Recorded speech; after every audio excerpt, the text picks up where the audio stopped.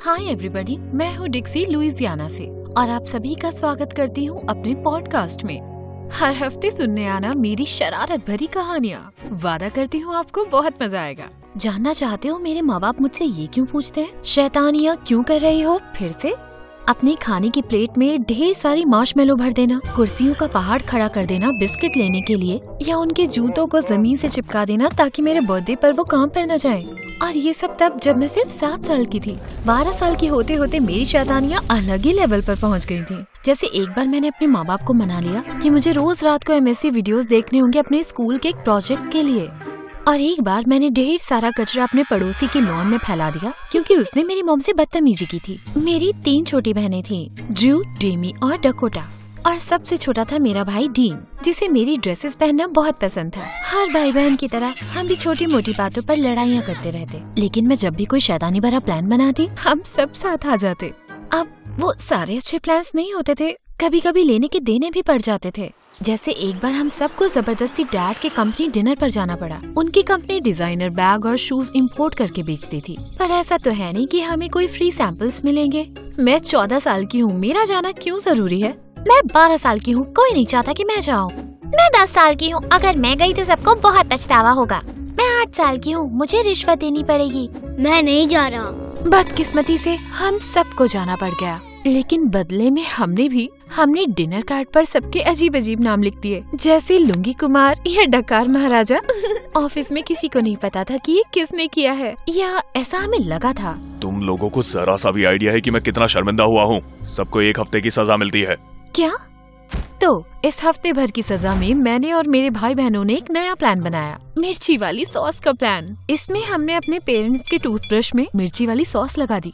इसमें लिखा है ज्यादा पीने से हेलुसिनेशंस भी हो सकते हैं और वेट लॉस भी। Weight loss? तो मतलब पूरा पिज्जा खाने के बाद मैं बस ये पी लूं? तुम पागल हो क्या? तुम जानती भी हो कि इसमें वेट लॉस क्यों लिखा है? अगले हफ्ते सिर्फ पिज्जा की उल्टी करनी है क्या? हे, मैं अपनी टीचर को ये कैसे पिला सकती हूँ? ओह, हमें मॉम की क्रेडिट कार्ड से पिज्जा मंगाना चाहिए। लेकिन इस हरकत की वजह से मुझे 2 हफ्ते बर्तन मांजने पड़ गए, क्योंकि ऑफ कोर्स मैं रिंग लीडर हूँ और अपने भाई बहनों के लिए एक बुरा एग्जाम्पल हूँ। ब्ला ब्ला ब्ला। जब तक हाई स्कूल शुरू हुआ, लड़के मुझ पे फिदा होने लगे। वजह मेरे लुक्स थे या शैतानी मिजाज? दूसरी हार्ली क्वीन समझ लो मुझे, पर लड़के मुझे तो सिर्फ अपने अगले विक्टिम लगते थे। उन्हें प्रैंक करना बहुत अच्छा लगता था मुझे। लेकिन एक दिन स्कूल कैफेटेरिया में लंच डेट पर मैंने प्रिंसिपल के बेटे पर प्रैंक कर दिया। मतलब मैंने बस उसके पास्ता में एक रबर की छिपकली डाल दी थी जब वो नहीं देख रहा था, लेकिन जब वो उसे मिली वो तो घबराहट से चीख पड़ा, उल्टा गिरा और उसके सिर पर चोट आई। मुझे 2 हफ्ते के लिए सस्पेंड कर दिया गया। मेरे पेरेंट्स नाराज थे कि मैं अपना फ्यूचर सीरियसली नहीं ले रही हूँ। तुम्हारा IQ हम दोनों के IQ से बहुत ज्यादा है। इतनी अकल अगर तुम अपनी पढ़ाई और करियर में लगाओ तो बहुत अच्छा होगा। मेरा करियर है ऑलरेडी, क्रिमिनल मास्टरमाइंड। तुम अपने कजन पीटर की तरह क्यों नहीं बन सकती? उसने 8वीं क्लास में ही अपना करियर चुन लिया था। वो डेंटिस्ट बनने वाला है क्योंकि उसके डैड भी डेंटिस्ट है और उसके दादा भी डेंटिस्ट थे। पीटर तो हमेशा अपनी नाक में उंगली डालता रहता है। जब तक तुम सीरियस नहीं हो जाती ना, तब तक डेट नहीं कर सकती। लड़के सिर्फ तुम्हारा ध्यान भटकाएंगे और कुछ नहीं। उस वक्त तो मुझे इतना फर्क नहीं पड़ा, सारे लड़के वैसे भी लूजर थे। लेकिन फिर अपने सीनियर ईयर में मुझे जैक से प्यार हो गया। जैसे ही मैंने उसे अपनी फेवरेट कैंडी स्किटल्स खाते हुए देखा, मैं समझ गई कि मुझे उससे बात करनी ही होगी। उसने मुझे घूरते हुए देख लिया और मेरे पास आया, पर वो इतना हैंडसम था कि मैं उससे ठीक से बोल ही नहीं पाई। अच्छे स्किटल्स हैं। इंग्लैंड में बनती है ये। वो एक्सेंट, वो सिर्फ हैंडसम ही नहीं था, पर उसकी आवाज हैरी स्टाइल्स की जैसी थी। क्या वहीं से हो तुम? हाँ, अभी ट्रांसफर हुआ हूँ। वेल, चाहो तो टीचर्स के बारे में सब बता सकती हूँ। दाम होगा कुछ 12 स्किटल्स। हफ्ते भर स्कूल में घूमने के बाद उसने मुझे अपनी गर्लफ्रेंड बनने के लिए कहा। इसे मुझे अपने पेरेंट्स से छुपा के रखना पड़ेगा, वरना घर में एकता कपूर के सीरियल से बड़ा ड्रामा शुरू हो जाएगा। इसका मतलब मुझे अपने भाई बहनों से भी छुपाना होगा। वैसे तो वो बड़े प्यारे हैं, लेकिन एक डोनट के लिए वो मेरी तुरंत पोल खोल देंगे। एक दिन मैं जैक से मिलने जा रही थी। उससे कहा था कि मेरे घर से थोड़ी दूर गाड़ी पार्क करे। फ्रेंड्स के साथ मॉल में जा रही हूँ। थोड़ी दूर जाकर जब मैं जैक की कार में बैठी, अचानक मेरे भाई ने हमें सरप्राइज कर दिया हम दोनों के बीच आके। अगर मुझे मॉल नहीं ले गए तो मैं मॉम को बता दूंगा कि तुम्हारा बॉयफ्रेंड है। ठीक है, लेकिन वादा करना होगा कि बहनों को नहीं बताओगे। वादा करता हूँ, पर उन्हें तो पहले से ही पता है। मैंने मुड़ के देखा तो मेरी सारी बहनें कार की तरफ दौड़ती हुई आ रही थी। इससे पहले मैं कुछ कर पाऊँ वो सब अंदर आ गई। मैं गाड़ी चलाऊं? के-पॉप, मुझे के-पॉप सुनना है। मुझे इन सब के बदले आइसक्रीम खाने मिलेगी ना? मुझे इतनी शर्म आई, लेकिन जैक तो बस हंस पड़ा। चलो सबको मॉल लेकर चलते हैं। जब हम वहाँ पहुँचे तो मेरे भाई ने जिद की कि मैं उसे ड्रेस दिला दूं, और क्योंकि हमारे घर में कोई जज नहीं करता है, मैंने जैक को कहा कि लड़कियों को आइसक्रीम खिला दे, और मैं चली गई उसके लिए ड्रेस खरीदने। हमें एक बहुत प्यारी सी ड्रेस मिली। वो तो स्टोर से यही पहन के जाना चाहता था, लेकिन तभी हमें एक जोर से आवाज आई, लड़कों को ड्रेसेस नहीं पहननी चाहिए। वो नाओमी थी, हमारी क्लास की अमीर बदतमीज लड़की जो सबको परेशान करती थी। स्कूल में मैं उसे अवॉइड करती थी, पर मेरे भाई बहन से बदतमीजी करना अब तो जंग होगी। लेकिन हैरानी की बात है, डीन बिल्कुल नहीं घबराया, सीधा उससे बोला, ये तुम्हारी दुकान नहीं है और तुम नहीं खरीद रहे हो इसे मेरे लिए। और जहाँ तक मुझे पता है हमारा देश आजाद है, तो मेरा जो मन करेगा मैं पहनूंगा। तुम जाओ तेल लेने। स्टोर में सबने उसके लिए तालियां बजाई और नाओमी को बू किया। गुस्से में वो वहाँ से चली गई, लेकिन जाते जाते वो ड्रेस पे फिसली और मुंह के बल जमीन पर गिर गई। उसकी बेइज्जती पूरी हो गई थी, इसी के लायक थी वो। मुझे लगा बात यही खत्म, लेकिन अगले दिन स्कूल में नाओमी मेरे पास आई और मेरे मुंह पे अपना फोन घुसा दिया। वो एक स्प्लिट स्क्रीन पिक्चर थी उसके इंस्टाग्राम में, जिसमें मेरा भाई ड्रेस में था और बाजू में थी मिसेस डाउटफायर, और कैप्शन था, किसने ज्यादा अच्छा पहना। उसको ऑलरेडी 500 लाइक्स भी मिल गए थे। क्या? और मेरी पोस्ट को सिर्फ 4 लाइक मिले, जिसमें मैंने बताया कि अपने पेरेंट्स को डक्ट टेप से कैसे बांधना है सोते समय। तुम जल्दी हो, क्योंकि वो ड्रेस में तुमसे कहीं ज्यादा अच्छा लगता है। मैं हूँ रबर, तुम हो ग्लू। तुम जो भी कहो वो मुझसे बाउंस होकर तुम्हीं पे चिपकता है। हे, अगर तुम नहीं चाहती कि सुपर ग्लू से तुम्हारे बट कुर्सी से चिपका दूं, तुम्हारी आईलैशेस फेस पर चिपका दूं और तुम्हारे होंठ भी चिपका दूं, तो बेहतर होगा तुम वो पिक्चर हटा दो। मैं चेतावनी दे रही हूँ, वरना सुपर ग्लू की बोतल है मेरे पास। लेकिन किस्मत तो देखो मेरी, उसी वक्त वहाँ से प्रिंसिपल गुजर रही थी। मेरी सारी धमकियाँ उन्होंने सुन ली और मुझे भेज दिया गया डिटेंशन में फिर से। जब से उनके बेवकूफ बेटे को सर पे चोट लगी है, मुझसे नफरत करती है वो। लेकिन इस गधी नाओमी को भी सबक सिखाना होगा। और तब आया मुझे एक ब्रिलियंट आइडिया। मैंने जैक से कहा कि ऐसे नाटक करे जैसे नाओमी में उसे इंटरेस्ट है। तो जब नाओमी उस पे लाइन मारने जाएगी तो मैं सबको बता दूंगी कि वो बॉयफ्रेंड चुराने वाली है। एक्सक्यूज मी, तुम्हें लगता है कि मैं उसके साथ फ्लर्ट करूंगा जिसकी मुझे कोई परवाह नहीं? मेरी मदद नहीं करोगे? वो एक नंबर की चुड़ैल है। प्लीज उसे भूलकर अपने पेरेंट्स की बात मानो, अपने फ्यूचर पर ध्यान दो। वाओ, मुझे लगा हम सोलमेट्स थे। यकीन नहीं होता वो मेरी साइड भी नहीं था। उस रात मैंने अपने भाई बहनों को सब बताया और वो जैक के साथ सहमत थे। मतलब हाँ वो चुड़ैल है, पर मुझे मेरी ड्रेस मिल गई और मैं खुश हूँ। और जैक ने कहा वो मुझे गाड़ी चलाना सिखाएगा और उसके पास के-पॉप के सारे गाने हैं और वो हमारे लिए आइसक्रीम खरीदता है। तुम उसे पसंद करते हो क्योंकि वो तुम्हें चीजें दिलाता है? हाँ। मुझे इतना गुस्सा आया, मैं तो डीन की साइड ले रही थी। म्यूजिक और खाने के लिए उन्होंने मेरी साइड लेना छोड़ दिया। अगर उनमें से कोई मेरी मदद करना नहीं चाहता है तो ठीक है, मैं ही नाओमी का पीछा करूंगी और कुछ बदमाशी करते हुए उसे पकड़ लूंगी। मैं प्लान बना ही रही थी कि जैक का कॉल आया। डिक्सी, मैं तुमसे लड़ाई नहीं करना चाहता। क्यों ना कल रात हम एक रोमांटिक डिनर पर जाएं और कुछ बातें करें, या नहीं भी करें? तुमसे कहाँ नाराज रह सकती हूँ मैं, और मुझे अच्छा लगेगा। उस दिन स्कूल जाने से पहले मैंने अपने बैकपैक में रखी peanut butter sandwiches, 2 bottle Fanta और रिंग कैमरा हमारे दरवाजे से। सही समझे, पहली बार किसी का पीछा नहीं कर रही मैं, पूरी तैयारी से जाना होगा।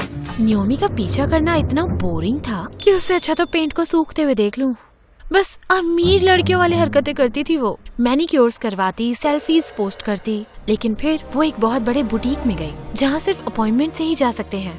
तो मुझे खिड़की से ही झांक कर उसे देखना होगा। और फिर बिंगो, जब सेल्स लेडी देख नहीं रही थी, नाओमी ने एक ब्रेसलेट चुराकर अपने पर्स में डाल लिया था। अमीर लड़की चोरी कर रही है, अब तो उसकी पोल खोल के रहूंगी। और चोरी करते हुए उसकी फोटो लेने के लिए मैंने फोन निकाला, लेकिन सिक्योरिटी गार्ड ने मुझे रोक लिया।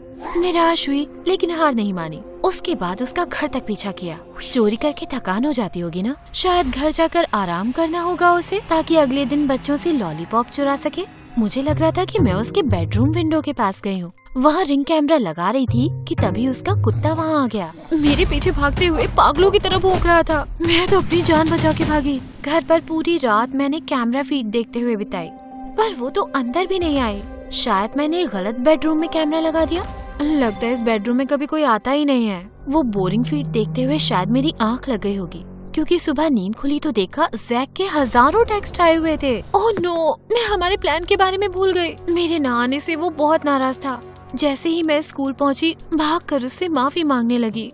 जाने दो, मुझे एक ऐसी गर्लफ्रेंड चाहिए जो मेरी इज्जत करे जैसे मैं उसकी करता हूँ। लेकिन मैं बोलो कि कल रात तुम नाओमी के पीछे किसी क्रेजी स्कीम में नहीं फंसी थी। जब सीरियस होने को तैयार हो तब आना। जो कुछ भी हुआ उसे समझने का ठीक से मुझे मौका भी नहीं मिला कि मेरे फोन में एक रिंग अलर्ट आया। फाइनली कमरे के अंदर कोई आ गया था। अपनी किस्मत पर विश्वास नहीं हुआ। ये नाओमी थी, चुराए हुए गहनों के साथ। जब वो स्कूल में हो तो मुझे किसी तरह उस कमरे में जाना होगा। मैंने आखिरी क्लास छोड़ी और उसके घर भागी, इससे पहले कि वो पहुँचे। उसके डैड ने दरवाजा खोला, पर मैं कूल बनी रही। ओह हाय, अब समझ आता है कि नाओमी को अच्छे लुक्स कहाँ से मिले। मतलब वो लड़का नहीं लगती, आप भी लड़की नहीं लगते। खैर, मैं वो टेक्स्ट बुक लेने आई थी। पिछली बार नाओमी के साथ स्टडी डेट पर मैंने यही छोड़ दी थी। मैं जानती हूँ कहाँ रखी है, बस 5 मिनट में आती हूँ। मैं सीधा उस रूम में गई जहाँ गहने रखे थे। दराज खोलकर देखा तो ब्रेसलेट के अलावा भी बहुत सारे गहने थे। मैं फोटोज ले ही रही थी कि अचानक दरवाजा बंद हुआ और लॉक लगने की आवाज आई। मैं दरवाजा पीट के चिल्लाने लगी, हे जाने दो मुझे उल्लू बना रही हो? नाओमी के दोस्त घर नहीं आते हैं। हाँ, इसके बारे में तो मैंने सोचा ही नहीं था। मैं जानती हूँ आपकी बेटी चोर है, और शायद आप भी जानते हो। इसका मतलब आप भी चोर हो।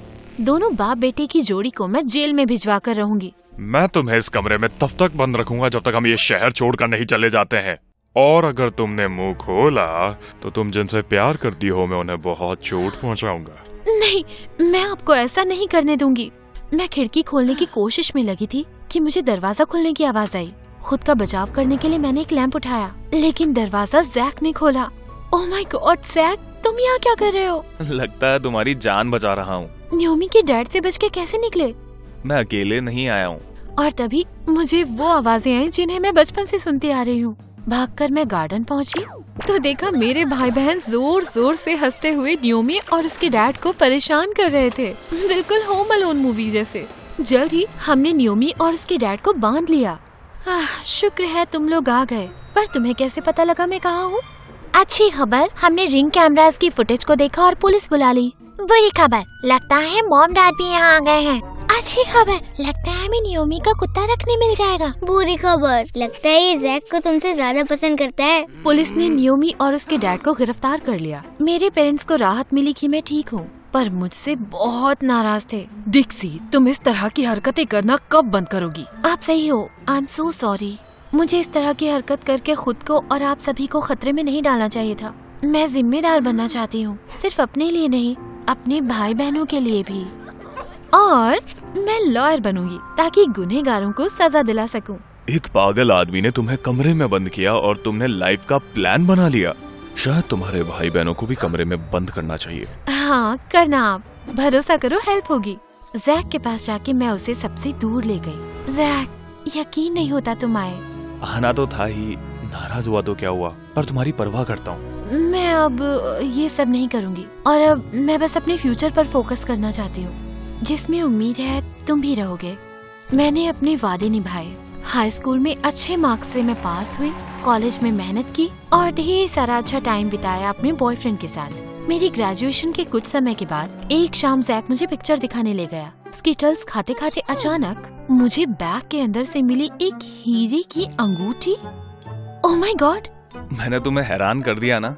शायद तुम्हारी प्रैंक करने की आदत मुझे भी लग गई। मुझसे शादी करोगी डिक्सी? हाँ, जरूर करूँगी, पर ये थोड़ा लेम था बेब। प्रैंक्स तुम मुझ पर छोड़ दो। मैंने पॉडकास्ट शुरू किया क्योंकि मैंने जाना लोगों को मेरी स्टोरीज बहुत अच्छी लगती हैं। आप लोगों को भी आया ना मजा मेरी शरारत भरी सारी कहानियाँ सुन के? मेरे अगले पॉडकास्ट का इंतजार करो, ऐसी और कहानियाँ सुनाऊंगी।